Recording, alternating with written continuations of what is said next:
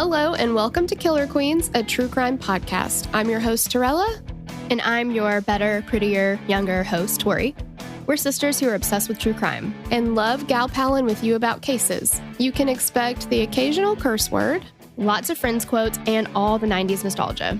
To get in on the conversation, check us out at killerqueenspodcast.com. You can also find us on Instagram and Facebook at Killer Queens Podcast, and we're on YouTube at Killer Queens, a true crime podcast.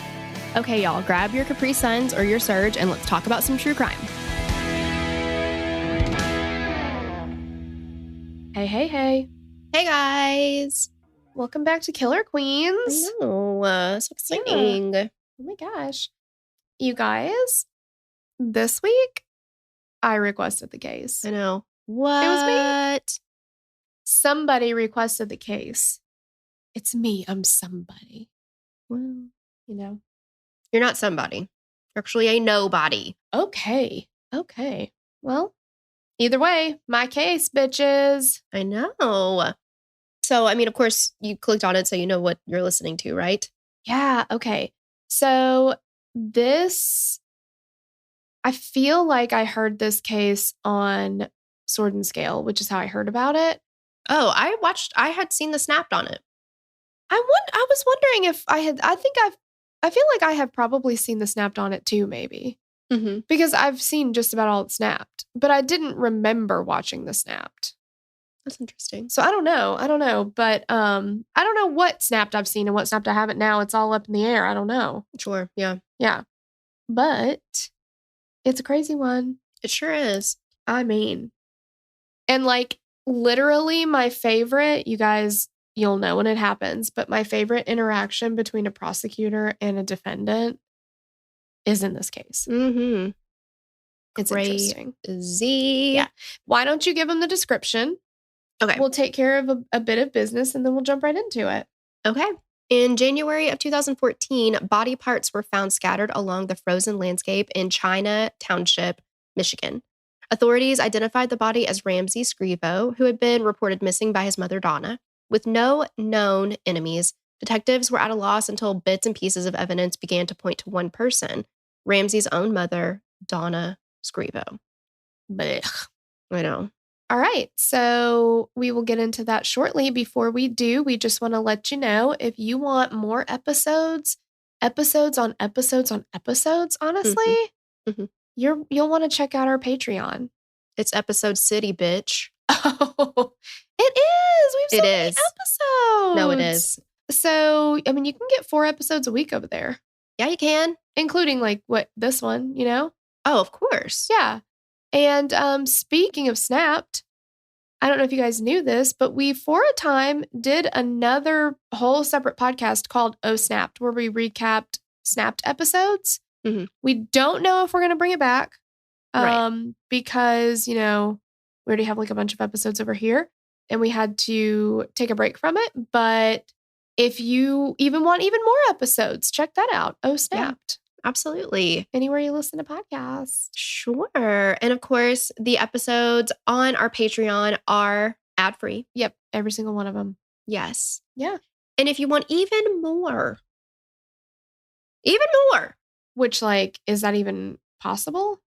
do you? I don't know if you want it. I'm not here to tell you what to do, but if you do want it, we do have, it's a show on the app for Spotify Green Room. Our show is called True Crime Rewind, and we talk, honestly, all kinds of cases. But one of the best things about it is you can, if you so choose, you can talk to us directly. You can ask to speak. We will bring you up. If that's not your jam, you can comment in real time. We can read those comments. We can discuss what you guys talk about. It's pretty awesome. And that is at 8 p.m. Central Time on Tuesday evenings on Spotify Green Room. Heck yeah. And actually, you guys, next week is our last show with them. I know. Right now. But you can go back and listen to old episodes if you go on Spotify and type in True Crime Rewind. Yeah, for sure. You can listen to all the previous ones. But if you want to catch us live, definitely make sure you do that because April 5th is our last show. Crazy town. I know. Okay. Right. Yeah. Should we do it? I think so. All right. So we've got some trigger warnings. We have murder, dismemberment, drugging, and mental illness. Yes. I guess we got to tell you a little bit about Donna Scrivo. Could we not? I know. No, we got to do it. Yeah. She was born in Texas in April of 1954. Her father, George, worked as a security guard at a federal prison that was located in Kaufman County, Texas. Her mother, Melba Joyce, was a Sunday school teacher. Donna has a brother, David, and a sister, Linda. And growing up, Donna was always very popular and she was well liked. Their small town in Texas was very much kind of what you imagine when you hear about a small southern town. And the prison was almost like a town itself, and pretty much everybody worked there. So, if there's like a town where you've got the one factory that everybody works at, like there was one case that we covered where everybody worked at like the turkey factory or something. It was like, yeah, remember? I can't, I know what you're talking about. It was Jamie Kloss. I don't remember. It was a turkey processing company or something like that. Mm-hmm. But it's like, one of those towns where like everybody works at the prison. And it was a very tight-knit community. Everybody felt like family, even if they weren't blood relatives. And as we mentioned, Donna was popular growing up. And in high school, she was a cheerleader and she was voted an officer for her graduating class. It's said that she was always ready to help anyone out when they needed something. And she was almost always in a good mood and very happy-go-lucky. After she graduated, she got a job at the prison where her father and so many friends and family worked. Her friends at the time said that when she got the job, it was mostly just as a stepping stone or building block to something more. Just something for her to do until she was able to basically GTFO. Yeah, play it like Belle. There's got to be more than this provincial life. Exactly. She wanted something bigger and better. When she was working in the prison, though, Donna met and fell in love with someone. He was 3 years older than her, and his name was Daniel Scrivo. He was, at that time, serving 3 years for armed robbery.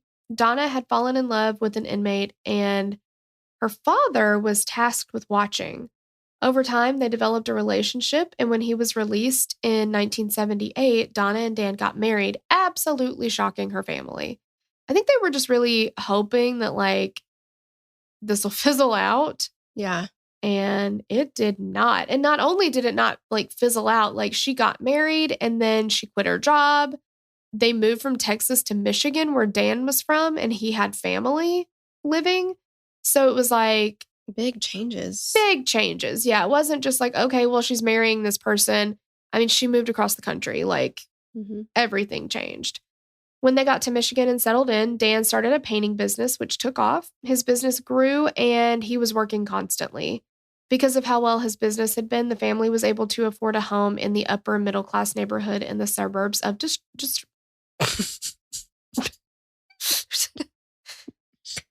Why are you trying to put an S in there? There's not one S, is there? No. You know what? It's the suburbs of Detroit. Suburbs is throwing me off maybe. In the suburbs of Detroit. And then when I tried to I was like, no. Okay. The community they moved to was widely regarded as an excellent place to raise a family, and that's exactly what Donna and Dan did. In 1978, they welcomed a boy, Jason, and then in 1981, they had Ramsay. For much of their early lives, Donna was a stay-at-home mom. She spent as much time as she could with her boys.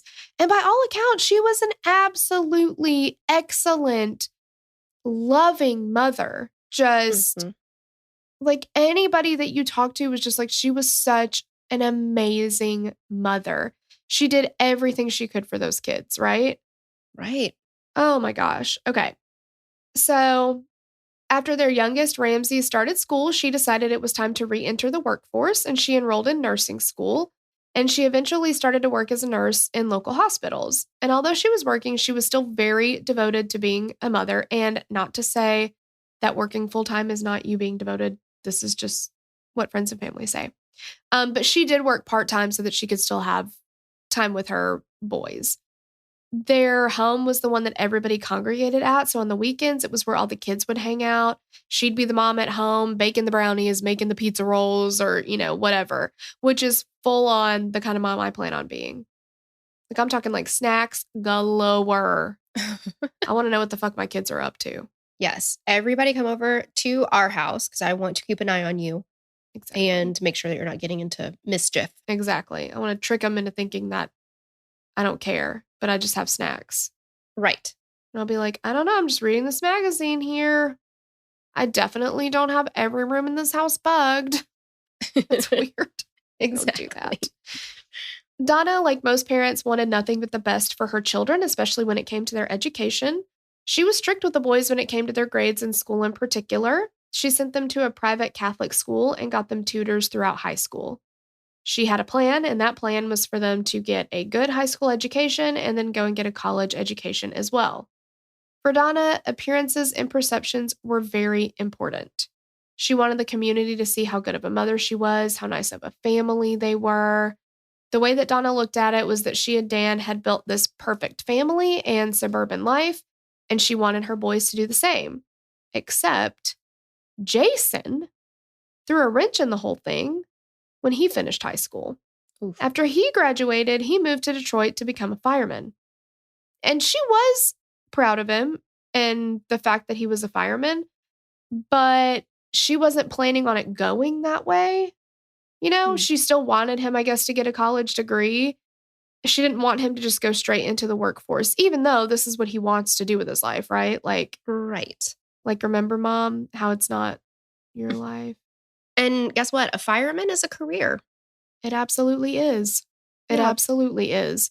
And It's a respectable career. it's noble and all these things. So, but, and again, like people said she was really proud of him, but I think when she saw Jason not go to college, It's like she failed a little bit. Yeah, and she put the pressure on Ramsay. She was like, there is just no way that he's going to not go to college, right? Like I've talked to people who, I don't know, I've worked with people who are like, I remember this one girl that we both used to work with.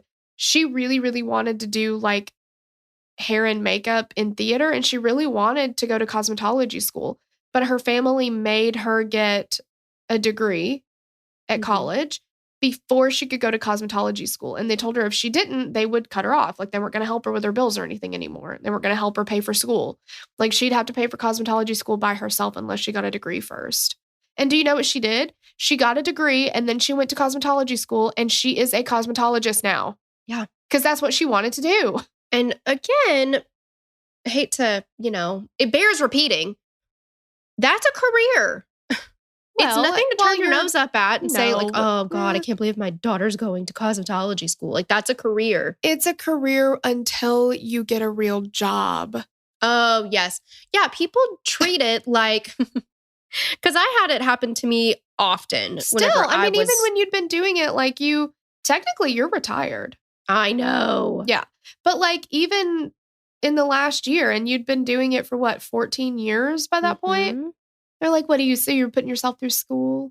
Yeah. Like this was just a placeholder until I found the actual job. I'm like, no, I'm at my actual job right now. Yeah. Like this is my job.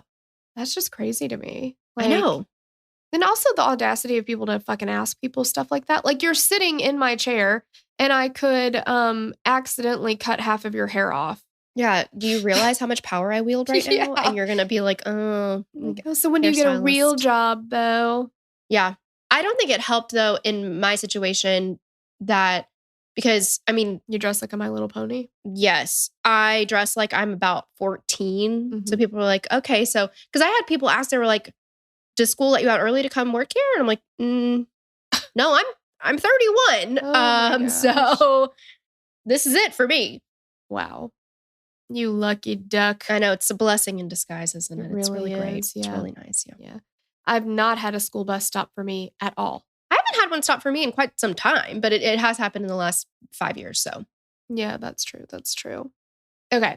So now that Jason is out of the house, he's a fireman. Donna is like, he's just dinking around being a fireman. Yeah, I know, until he gets a real job. Right. She's all about making sure that Ramsay is going to go to college. So after he finished high school, he did attend Wayne State University in Michigan, and he did get a degree in accounting. The pressure. Right. For the next few years, he worked for a few different accounting firms and was generally viewed by everyone as having a successful career, which thank God for Donna, right? Like, yeah. At least she had one successful son. Yeah. I know. It's just so like, I don't know. I know that times were different too. You know, her kids were born in the 70s and early 80s, but like, you know, we talk about that with the boys and I'm like, if they don't want to go to college, fine. Like, you know, there's so many other things that you can do. I don't have a college degree. We know you don't. Whoa. Just kidding. Well, cosmetologist. We just talked about it. I know. Yeah. I mean, I went to college until I fell down at college and then I was too embarrassed to go back. And I think anybody can understand that. Well, sure. If you fall down some stairs, give up. And the hottest boy in school saw it. Yeah. Bye. Yeah. You can't come back from that. No, you cannot come back from that. Yeah. And then I was just like, they're like, oh God, are you the girl that fell down? Are you okay? I'm like, But I think the thing is, it's like you can be successful without having a college degree. For sure. Because there are plenty of college degrees out there. And I'm not saying anything bad about having a college degree, but there are some that only qualify you. Like I remember being in high school and my English teacher was like, you can go to school. You can get a degree in, I can't even think of what example she used, but let's say an English major. And if you don't pursue that further, you could very easily be qualified to be a greeter at Walmart. Mm-hmm. You can do anything that you want to do. A degree can help you, sure, but it also doesn't really matter in some cases. Like you can be successful if you put your mind to it. Yeah, for sure. Yeah. And there's just so much like, that's why, you know, I know that it's different, but especially now with the way the internet is, I mean, God, who would have ever freaking known that like we would just be podcasters? Like, I know that we can make that a full-time job. I mean, it's incredible. So there's just so many options out there. And there's absolutely nothing wrong with going to a trade school. No. I mean, unless it's cosmetology. Well, yeah. I think we've already made that clear. I just wanted to step on the point even further. Okay. I'm just saying. Okay. Yeah. Okay. So a few months before his 30th birthday, Ramsay went out with some friends on a weekend and things got a little hectic. So hectic, in fact, that at one point, Ramsay fell back and hit his head on the concrete. So he ended up in the ER and in the hospital. Immediately after the injury, everybody noticed a change in Ramsay. He had extreme difficulty when it came to focusing on a project or even starting things himself. He got irritated very easily and quickly. He was very quick to anger.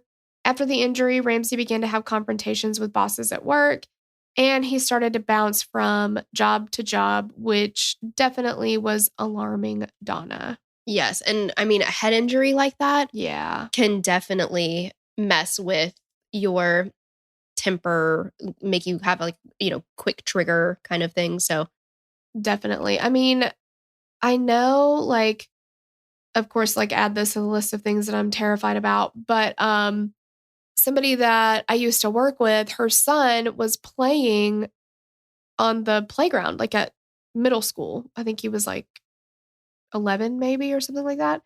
And they were out on the playground and he and some friends were playing like flag football and he tripped and fell. And you know, like the little, like, it's like plastic barriers. Yeah. Plastic barriers. Yeah. That like holds the mulch in or whatever, like makes the outline.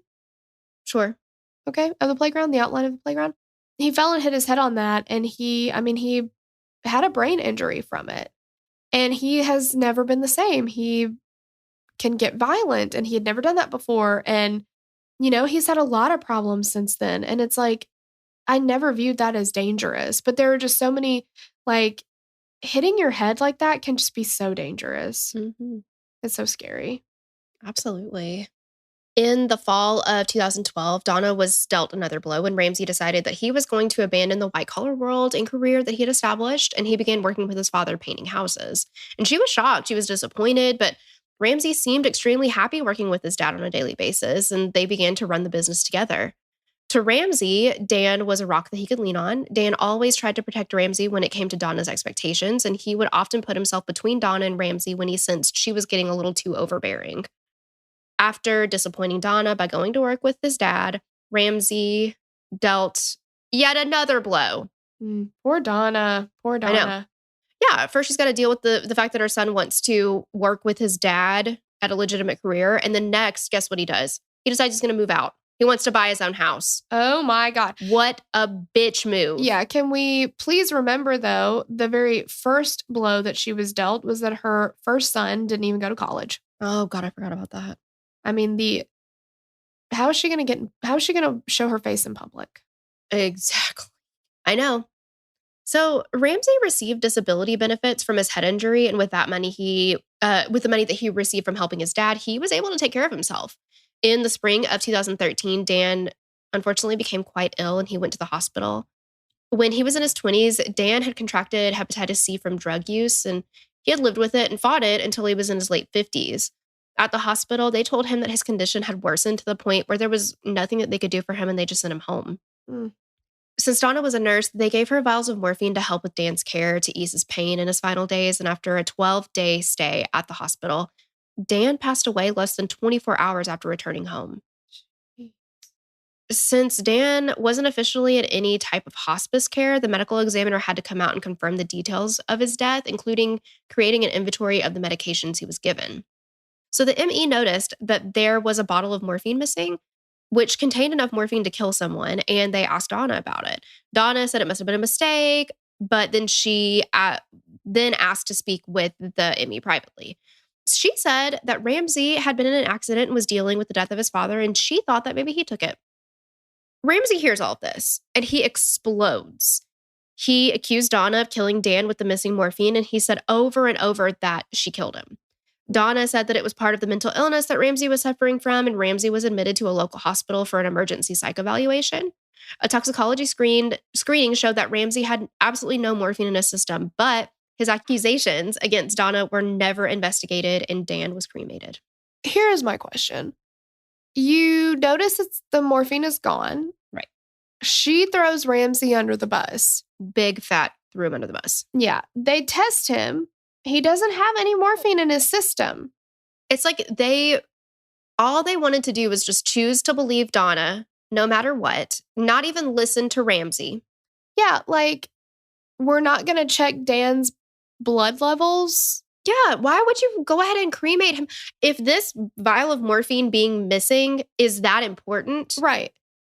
That you have to investigate where it went. Because guess what? Asking Donna about it and Donna saying Ramsay took it and then it not being in Ramsay's system doesn't answer any questions. Mm-mm. So you're still back to square one with, well, wait, we don't know where it went, but Donna says her son's crazy. So let's go with that. Like, yeah. It's just, I don't know. It's like, it kind of reminds me of Gypsy Rose, like how her mom, she would be like, I'm being held captive or whatever. And her mom would be like, she doesn't know what she's talking about, just setting things into place so that if she ever came forward, it would be ignored. Yeah.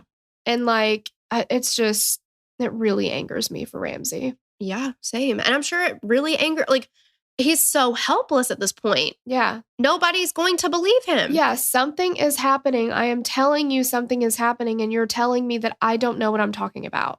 Yeah. Gosh, could you imagine? It's like Gothica, too. Mm-hmm. So after Ramsay's release, Donna went to court and said that Ramsay had a head injury and mental illness, and because of that, he wasn't able to take care of himself. She said that she was the best person to take care of her son, given her background in healthcare, and the court was like, great, perfect. You're in charge of him. And Donna was given guardianship over Ramsay. Perfect. Yeah, we love to hear that. There is another version to the events that took place immediately following Dan's death. And some people say that after his death, Ramsay went off the deep end and attempted suicide, which is why he was placed on the psych hold. And Donna was, of course, given the guardianship. There's no argument there that that's what happened. But either way, Ramsay's completely not okay and upset that he was back under Donna's control. And a neighbor at the time said that Ramsay wasn't as mentally ill or depraved as Donna made him out to be. And he didn't think that he needed a 24/7 caretaker. He was self-sufficient. I mean, he was taking care of himself. But now I do understand that after a big life event, right? Like your father passing away. Right. Like that can definitely change things, but he already had the head injury before his father passed away, and he was proved himself to be self-sufficient. Yeah, he was working, he was taking care of himself, he was living on his own. Yeah. So Donna had a little bit of a secret. Before Dan died, Donna was invited back to Texas for a high school reunion. And while she was there, she met up with an old boyfriend and the two of them completely hit it off. So much so that when Donna returned back to Michigan, they kept in contact and they texted regularly. After Dan's death, Donna began to think about moving to Texas, but there was something standing in her way. She could not move to Texas without Ramsay. And when she talked to him about this, Ramsay shut it down. She told him that it would be a fresh start for them. There was nothing keeping them in Michigan. They could sell everything. They could make a new life. But Ramsay was like, no, I'm not going. I want to stay in Michigan. Mm-hmm. And of course, Donna, being concerned with appearances, couldn't just leave Ramsay alone and no longer be his guardian. I mean, what would neighbors think? Well, valid question. I know. And the most important thing to think about. Well, yeah. And especially, I mean, are we going to look like a good mom to the neighbors? The answer has to be yes. So everything else just is a means to an end, right? Absolutely. Sure. Whatever you got to do to make sure that you look great in front of your neighbors. Yeah, exactly. On July 31st, 2013, the quiet neighborhood that the Scrivos lived in was overrun with police and emergency vehicles. The Scrivo home was engulfed in flames, and Donna was outside screaming that Ramsay was still inside in the basement. As she was screaming, a firefighter emerged from the house with Ramsay. Now, I'm guessing she's probably pretty happy about firefighters at that point. Yeah, exactly. That's what I was thinking. I don't know. As they were getting him medical attention, they could sense that something was wrong. He was slurring and just generally seemed out of it. And they asked him what he had taken. And Donna spoke up and said that he had a prescription for Xanax because of his mental health. Emergency responders suspected that he had taken more than he was prescribed. But Ramsay told them that Donna was the only one who gave him his medication and he only took what she gave him. Why would he be affected so much so by the Xanax that he is slurring Mm-hmm. on a night that there was a house fire? Mm-hmm. Mm-hmm. And Donna's like, well, you know, he just takes more than he's supposed to. And he's like, she gives me all, she's the nurse, right? Yeah. And she takes over everything. Like, she controls every part of his life, including the medication that he is being administered. yes. But I mean, come on. Let's think about this for a second. Ramsay took the morphine. That's true.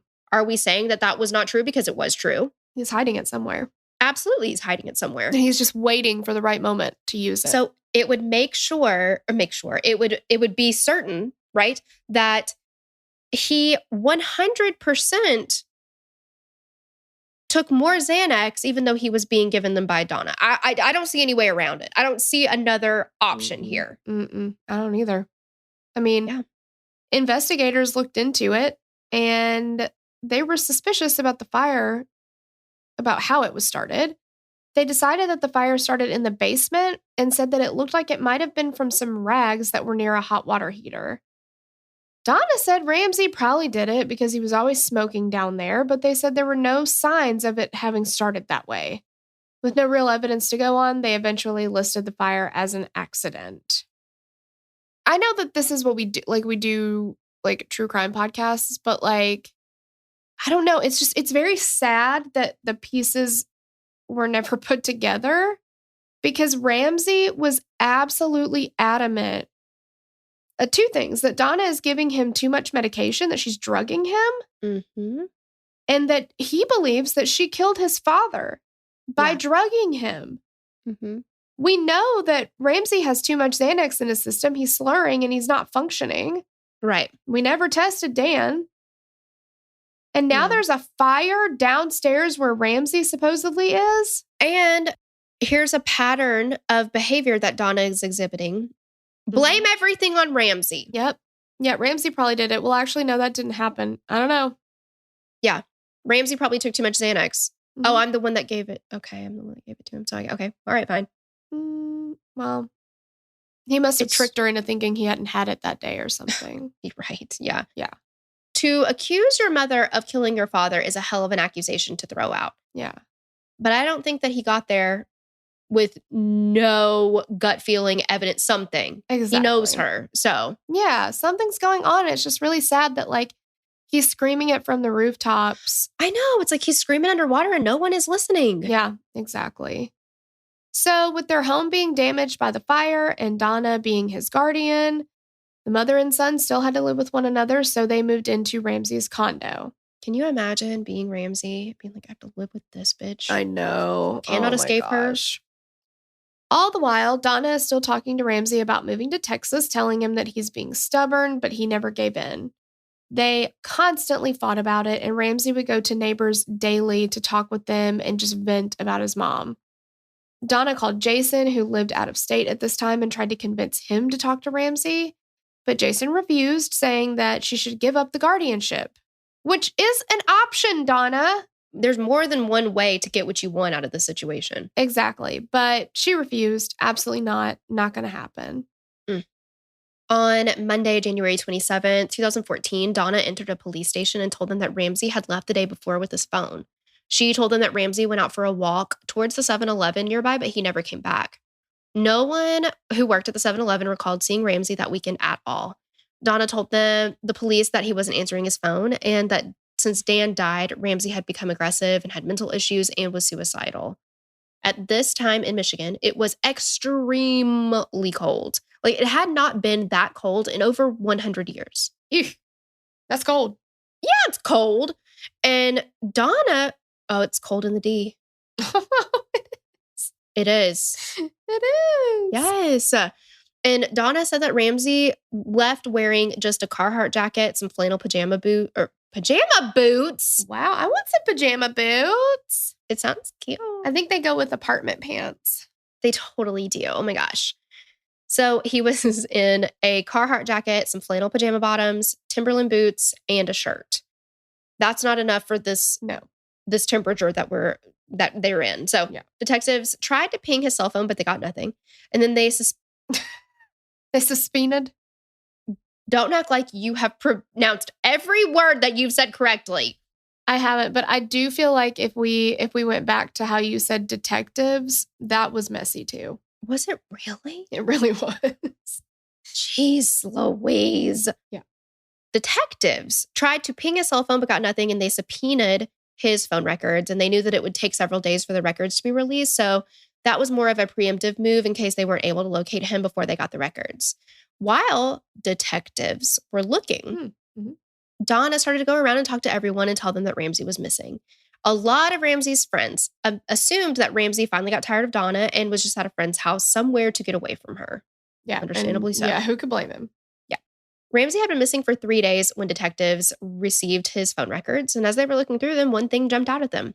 Everyone, literally everyone in the Scrivo family had been calling Ramsay over and over once word spread that he was missing. But guess who didn't ever call him? I'll give you a hint. The answer is Donna. Couldn't be Donna. It was Donna. Even though she told detectives that she had been trying to call him.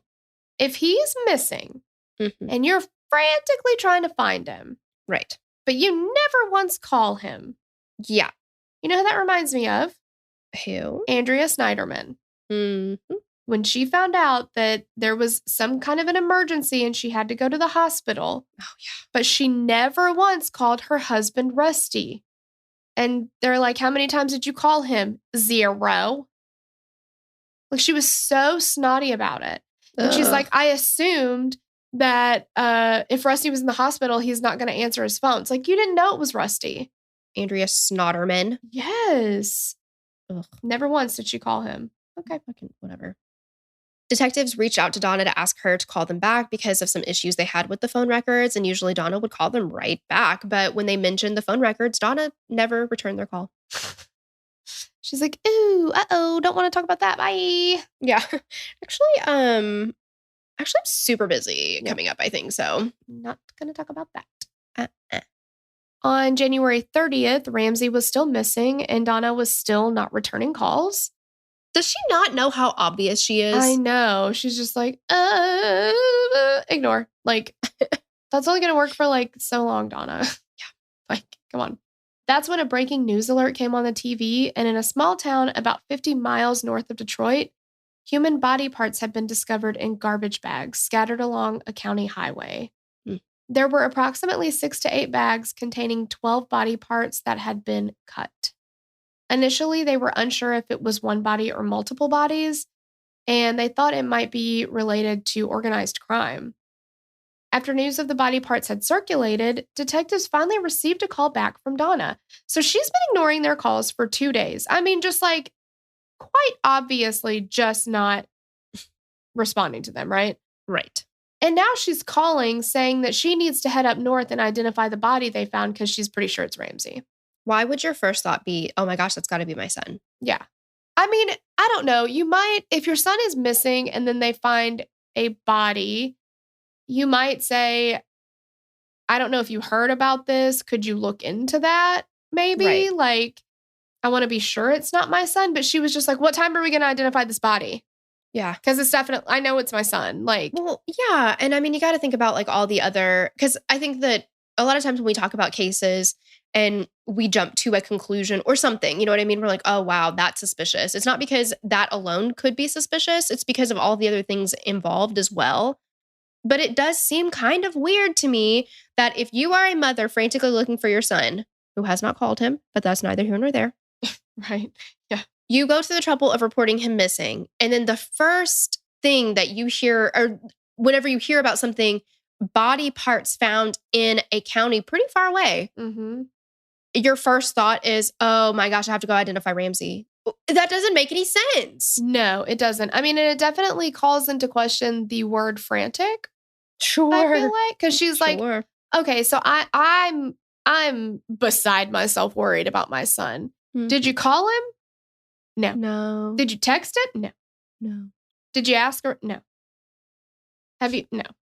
It's like in that movie Screwed, and the police are like trying to ask her questions about. Did he have any friends? Yeah. Not that I know of. Did he have any family members? Not that I know of. And then they're like, you know, can you give us any information? She's like, you go out and look for him if it makes you happy, okay? If you want to do that, you go right out and do that. Like, I'm not going to be bothered with this. Yeah, this is none of my concern. Exactly. I do not care. I have things to do today. You don't call him one time, and she was very like specific when she reported him missing. When he left, he took his phone with him. But she even said, but he's not responding. He's not returning my calls and he's not answering it. How the fuck do you know that? Right. You didn't call him. I mean, I know that like not everybody listens to or watches true crime like, you know, we all do. Like, but you got to know that the police can see that you've not called him, right? Like they're going to get his phone records. Right. And this is not in the 1700s. Like, yeah. We're talking about something that happened, what, 7, 8 years ago? Yeah. Like, it's not that long ago. No, people had cell phones and you can track that shit. Like, come off it. Come off it. All right. So she needs to get down there and identify this body immediately. Right. And the detectives were just like, okay, just shocked for so many reasons, but also like, we have no information connecting this body that we found. Yeah, it wasn't like they called her and they were like, hey, we saw a tattoo or something. It could be. Yeah, we found a body. It has, an identifying, a tattoo or it was found in the area that you said, Ramsay was last seen or whatever, where he was walking. This body 50 miles away. In a Carhartt jacket and pajama bottoms. Yeah. Pajama boots, right? I mean, it's like, come on. PJ boots, yeah. Like, there's just nothing tying them together. And she was just like, I don't care. It's him. It's him. It's him. It's him. It's him. It's him. It's him. It's just weird. Very. So, meanwhile, up north, detectives were fielding calls and tips from the public about the body parts. And one tip was from a boy in high school who said that he was driving down the road and saw a woman discarding a bag. She drove a silver SUV, and she was white with long brown hair. He saw her shake the bag, and it looked like a dead dog fell from the bag, and thought, that's weird. Why would you dump a dead dog on the side of the road? A lot of problems with that. Yeah. Okay. So another witness who was a UPS driver said that he saw the same vehicle in the parking lot of the BP gas station. Detectives then went to the local gas stations and pulled the surveillance camera footage and released it to the public. Detectives working Ramsay's case saw the footage and said that it was, like, while it was typical grainy gas station video, there was no mistaking that this person in the video was Donna. There's really not. I mean, it is so Donna. It's so very Donna. And within minutes, another call came from a medical examiner who confirmed that the body parts were those of Ramsay Scrivo. Detectives said that it was an oh shit moment where they needed to find Donna immediately. They found her, they brought her in, and they told her the news about Ramsay, even though she already knew that it was him. Mm-hmm. Yeah, of course. Yeah. And they tell her, okay, the body we found was, in fact, Ramsay. Did he know anybody up there? Because again, this is pretty far from where they live. 50 miles. And Ramsay left on foot. Yeah. He wasn't driving, so what's going on? And Donna was like, no, he doesn't know anybody up there. And they're like, okay, well, when's the last time you've been up there? And she's like, oh, gosh, I had a patient up there a couple of years ago, but I haven't been up there since then. So definitely not me, if that's what you're asking. And they're like, well, okay. So you were actually there yesterday. And she's like, no.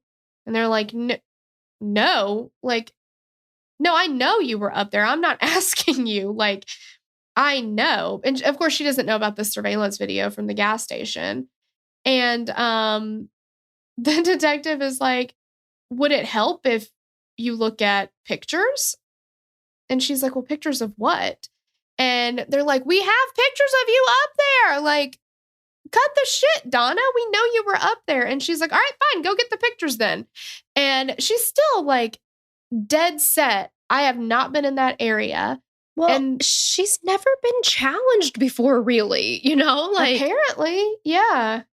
So I think that she really, really thought that just being like, no, would work because it kind of has. Yeah, that's true. Yeah, it's worked with everything else. You're right. Like, I don't know if she just thought she was going to call their bluff or what, but they go and get the surveillance video images and they bring it back to her. And she's just like, yeah, okay, that's me. If you're telling me that I got gas there, then I must have just been driving around looking for Ramsay and, then had to stop and get gas. If you say I was there, then I guess I was there. Right. And there's a logical explanation. Duh. Yeah, of course. How would you, if you were looking for Ramsay, 50 miles away, and then you hear on the news or wherever that there are body parts found in the same area that you had been looking, why would you not make that connection? Why wouldn't you just go ahead and explain it? Yeah, I was looking for Ramsay up there. Yeah, exactly. I mean, because and they've been asking her this whole time, what have you been doing? Where, all this stuff. Yeah. She never mentions driving over 50 miles away to look for him. It's just like, come on, Donna. So they keep pressing her and they're like, look, you're not a bad person. You've been dealing with someone with severe mental illness and, that wears you down. And she said a few times, I didn't kill my son. I don't know what you want me to say. And detectives were like, just tell us the truth. Like, there's something you're not telling us. And she's like, well, I need a lawyer. So yeah, the truth is I'm lawyering up. Yeah. So while they were talking to Donna, authorities began to search Ramsay's condo. And they said that as soon as you walked in, you were almost overpowered by the smell of bleach. There was a trail of blood and bleach from his bathtub to his bedroom. And you could easily see where bleach was used on the carpeting to clean up blood. It's just so, obviously that's not funny, but it's just so freaking unbelievable that she's sitting there going with the story of I don't know, he just walked out of the house and I haven't seen him since then. You are living in this condo right now. Mm-hmm. And you mean to tell me that you didn't notice all the blood? Right. So much so that let's just play a little whatever, devil's advocate here. Let's say that she didn't see the blood, that Ramsay somehow did not pass away from all of the blood loss. Whatever happened to him, he had cleaned it up himself, right? Let's say that happened, that she didn't even know the blood was there, that he cleaned it up, and she gets home. She doesn't smell the bleach. Yeah. She doesn't go in and look and see, because if you see the picture of his carpeting in his bedroom, there is a very obvious lighter spot where it has been cleaned up. Mm-hmm. Yeah. The alternative is that she cleaned up all of the blood, but didn't even bother to tell detectives that there was blood all in the apartment or the condo. And she's just gotten nose blind to this bleach and is not realizing that it's still... Either way, something is messed up here. Like, there's no way. Yeah, exactly. And the smell of the bleach was to the point, like you said, you were overpowered with it. And not only that, but we'll find out from neighbors, later that, like, there were some weird smells coming from the condo to the point, like, neighbors were smelling things that shouldn't be there. Come on. Yeah, come on. In February of 2014, Donna was arrested and in jail, charged with discarding her son's dismembered body. She made a call to her sister, which was recorded. On that call, Donna claimed that she was in the basement doing laundry. She went upstairs to Ramsay's room, and Ramsay was unconscious on the floor. Then, get ready, guys. Get ready. Oh my God. You guys. All right. Windows open. If it's cold, if it's rain, it doesn't matter what your weather is like. Windows open, rain or shine. Yes. So then a man dressed in black from head to toe, including a ski mask, stepped out towards her. He had killed Ramsay by strangling him, and Donna was like, "What are you doing?" And the man said, "If you don't do just what I tell you, I'm going to kill Jason too." Donna said that the man had a gun, and in the days that followed, the man directed her to do everything she did. She claimed that when she originally went to the police department, the man was there. He made her go shopping and told her what items to buy. I feel like the key phrase there is in the days that followed. This man who has killed her son, who snuck in while she was in the basement and killed her son, is now hanging out in this house and riding around with her for multiple days. Oh, yes. And that's still not even the worst part. Oh, so Donna claimed that he then used the saw that she purchased to dismember Ramsay. After that, he made her take the bags containing Ramsay's remains and dump them. After that, he left, but not before he told her that if she told the police, he would return and kill the rest of her family. Okay. So Donna tells this to her lawyer. Her lawyer presents this to the police, and they were like, fine, we'll look into it. So they had recovered the saw that she used to dismember Ramsay and used Trella? Did you just say she? Oh, I'm sorry. That was a Freudian slip, wasn't it? Yep. She did not do this. I'm sorry. He did it. Yeah, I mean the intruder, the masked intruder, of course. Yes, the one that is absolutely not made up. No, not made up at all. Yeah. The saw used to dismember Ramsay, and they used the serial number to track down where it was purchased, which was a local Lowe's. They looked through the security footage, and plain as day, there's Donna. Only Donna. No person with her, right? Right. Going into the store and buying the saw. They also spoke with a neighbor who said that one morning after Ramsay was missing, but before the body was found, she saw Donna struggling to put garbage bags in the back of her car, and she could tell that they were really heavy because Donna was struggling to carry them by herself. And again, there was nobody else there. She never saw anybody else in the car. She didn't see anyone like walking back and forth with Donna. And she even remarked that when she saw Donna struggling with them, she was like, where the hell is Ramsay to help her with this? Yeah. Because it's so heavy. And, there's nobody sitting in the car. Like, there's nobody else. It's just Donna. Right.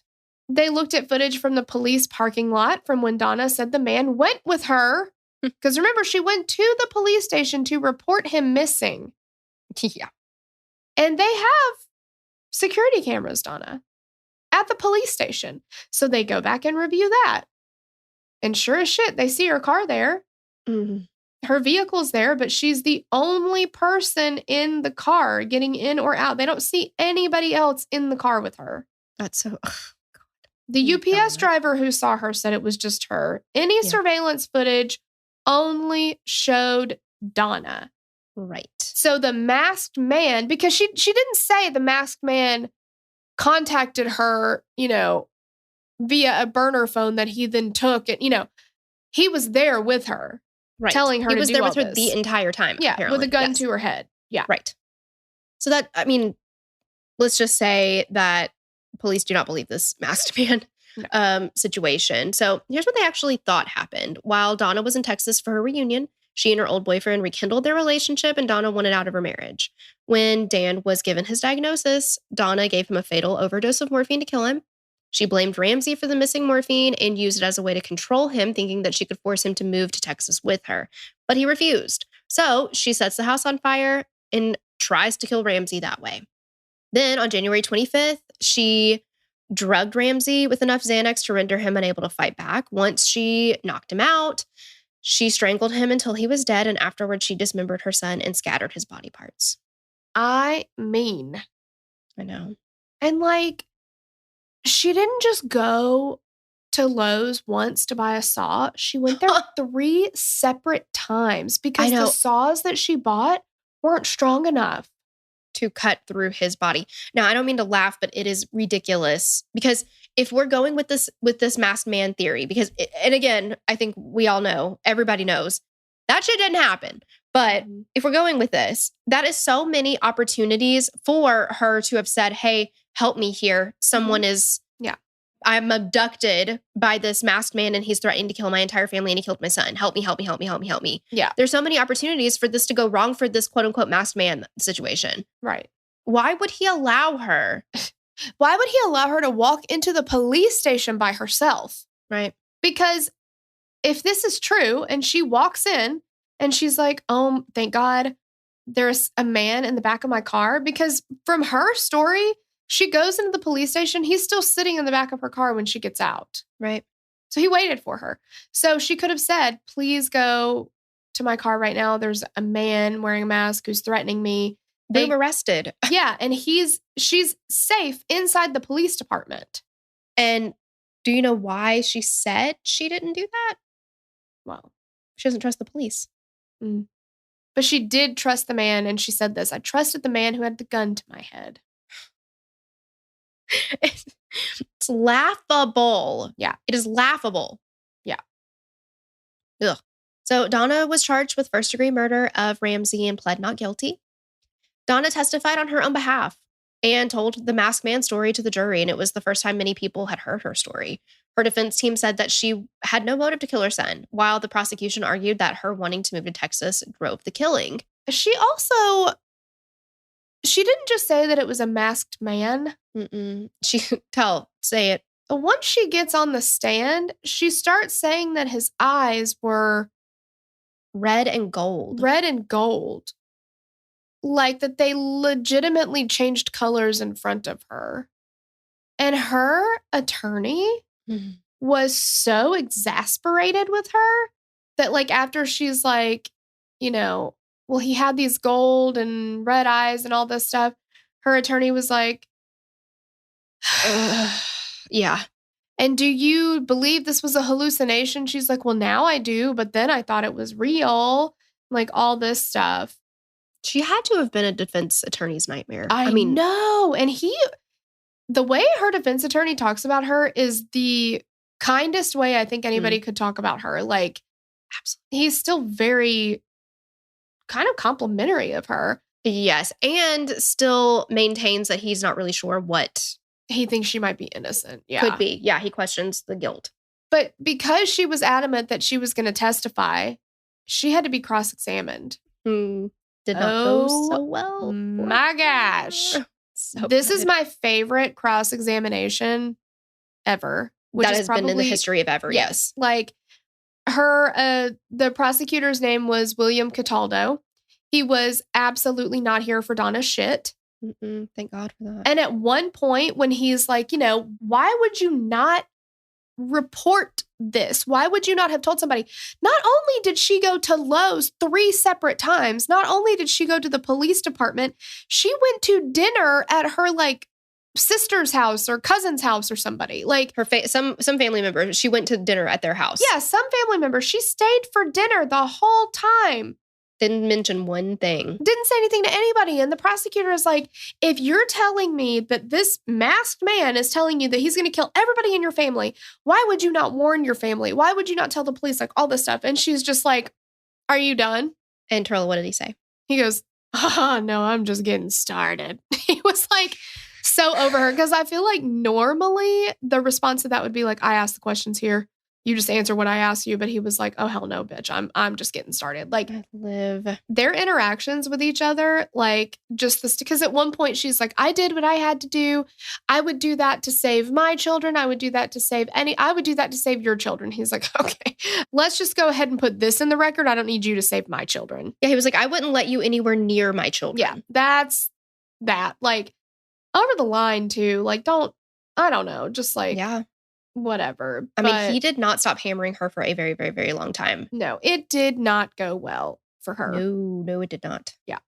So over the course of the trial, over 30 people testified, and one woman claimed to have heard power tools, something that sounded like a saw during those 5 days between when he was reported missing and when Ramsay's body was found. She said it wasn't odd to hear power tools coming from there since Ramsay was constantly trying to renovate his condo, but this time, it almost sounded like someone was trying to hide the noise, like they would start and then stop very quickly. After everything was said and done, the jury deliberated for less than an hour before they informed the judge that they had come to a decision.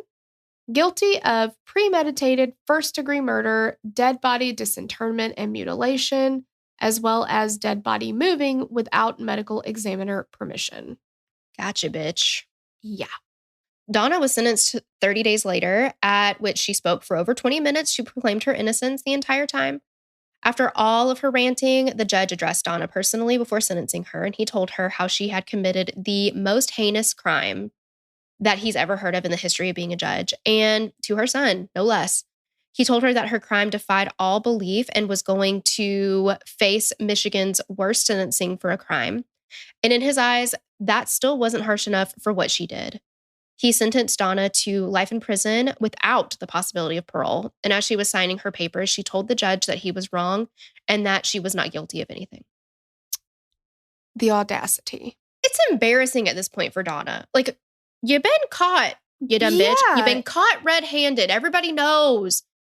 The jig is up. You've been super caught. Yeah. And she's just like, no. Oh, and I totally still maintain that there was a man in the back of my car when my car is clearly on video empty if I'm not in it. Like, for 5 days. 5 days this man held her. And then after all of it, she's like, and then he just left. He left on foot. He walked away. He walked away. And she didn't call the cops then. Nope. Because she didn't trust them. No. And then she went and reported him missing. Yeah. I mean. And there was a moment, too, where because she had been in a psychiatric hospital, she had not told anybody the story about the masked man. At all. She has not told anybody, not detectives, not anybody. But then she claims that a woman comes up to her and starts cussing at her. Mm-hmm. And was like, give it up already, like, tell the truth. And she was like, yeah, okay, she said, wake the fuck up, Mrs. Scrivo. Yes. Which, by the way, the man who held her for 5 days also only referred to her as Mrs. Scrivo. He's like, I'm so sorry you're here, Mrs. Scrivo, but this is going to have to happen. I didn't think you'd be here, but now you are, Mrs. Scrivo. Yeah. While holding a gun to her head. Oh, and she ordered pizza. She ordered pizza to the condo while that man was there. Hey, when you need pizza, you need pizza. I don't care who you're holding hostage. She said he was behind the door when she opened it for the pizza gun guy. To her head the whole time. Whole time. Neighbors stopped by, gun to her head. They couldn't see it. As far as holding someone hostage goes, it sounds kind of like a sleepover with a friend to me. Yeah, and easy peasy. Yeah. So get to go places, you can go shopping. Dinner with family. Yeah. Drive around. Like, yeah. Guess what? It didn't fucking happen, okay? Like, that didn't happen. It goes without saying, didn't happen. Yeah, you know what I want to tell Donna? What? Up your butt and around the corner. Oh, Taco Bell, can I take your order? Come on, hello. Oh, yep. You're so right. And I'm sorry to use that kind of language, but I cannot with her. I don't blame you. I mean, sometimes your emotions get the best of you when you're faced with something like talking about something like this. I get it. Yeah. Totally. But I forgive you. I don't know if Jesus does, but I forgive you. Well, that's a start. Yeah. I have to ask for forgiveness on that one. But that's the end of the case, guys. That's it. Oh. Yeah. Wow. Woof. Yeah, wolf. Well, thank you guys so much for listening, and we will catch you on the next episode. Bye. Bye. We'd love to hear your thoughts on this case. Connect with us on Instagram or Facebook to continue the conversation. Thanks for listening, and we will meet you back here next week. Bye. The theme song for the show is created and composed by Stephen Toby. You can find more of Stephen's work on SoundCloud. Our logo was created by Sloan Williams of Sophisticated Crayon. You can find more of her work on Etsy. Visit us at killerqueenspodcast.com for merch and other info about the show.